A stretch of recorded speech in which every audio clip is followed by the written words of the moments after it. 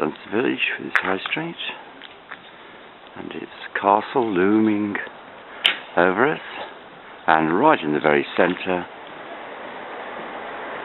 is our memorial hall, given to the village by Alexander Luttrell in 1921 in memory of those villagers who died and gave service in World War I. Let me just take you round the building.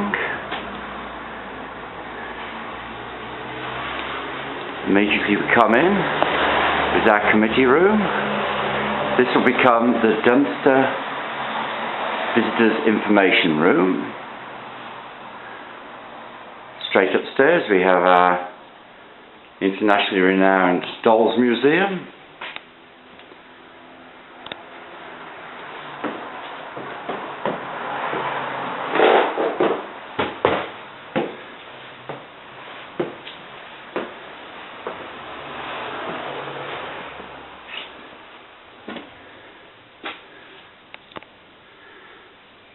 The dolls collection is housed in the Old Village Reading Room.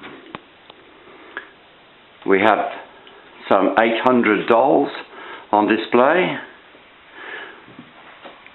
Altogether the collection amounts to over 1,700, but we just do not have the space to be able to display them all.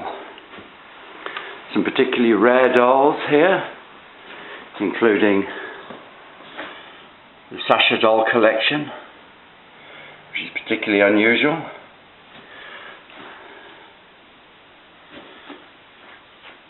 And a particularly rare and rather nasty plague doll that killed 1 in 4 of the population in the 1600s. A quarter died of the plague. Right. Now, let me just now take you out of the dolls room and down the main staircase.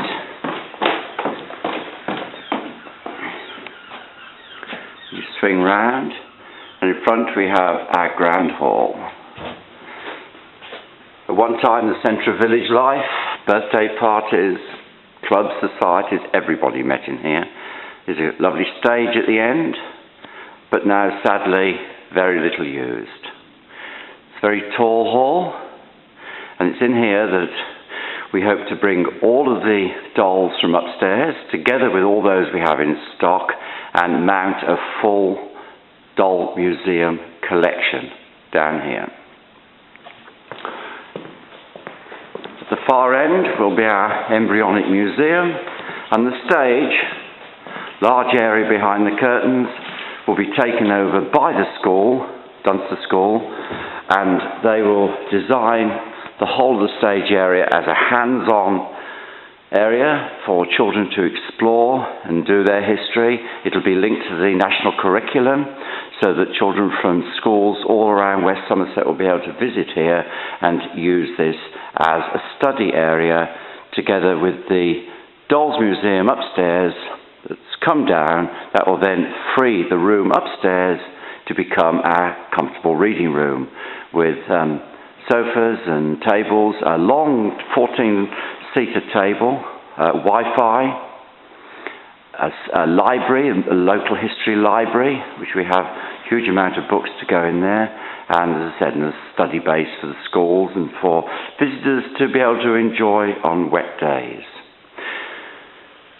We hope to open in May 2013, and then for the 100th anniversary of the outbreak of World War I, for which this building was built for, we will stage a grand opening of the new first floor. The new first floor will start from where the first line of flags are, new mezzanine floor. In other words, it will start from there and it will go right down to the wall at the end. There, with a new door up in that corner, And then the doll collection from down here will then move upstairs onto that new floor, and the whole of this ground floor space will become our museum. It will be a multi-purpose museum. There'll be stainless steel tracking sunk into the floor so that the middle display cabinets can all be moved back to the right and left hand side walls, freeing the centre for talks, film shows, any special exhibits, anything that wants to go on. So the whole area will still be a real multi-purpose area.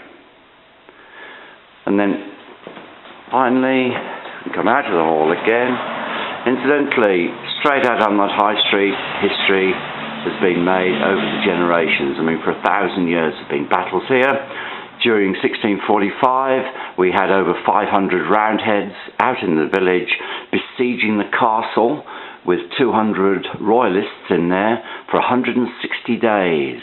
They bombarded the castle backwards and forwards, so history is very much on our doorstep here.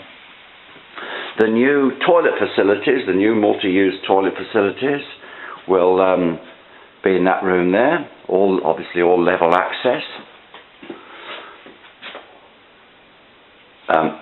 This doorway will be blocked up, a new one opened, and we shall continue to use our very nice kitchen. 5-star rated. Okay then, that's a brief tour of our Memorial Hall. I'm sorry it's rather slightly amateurish. We shall get a proper one done one day, but I hope it gives you the feeling and the positioning of our Memorial Hall and why we do need this grant to be able to get this work done for the benefit of the entire community, as this is very much a community-based project. Lark have been generous to the village. They did provide money for the other side of the high street.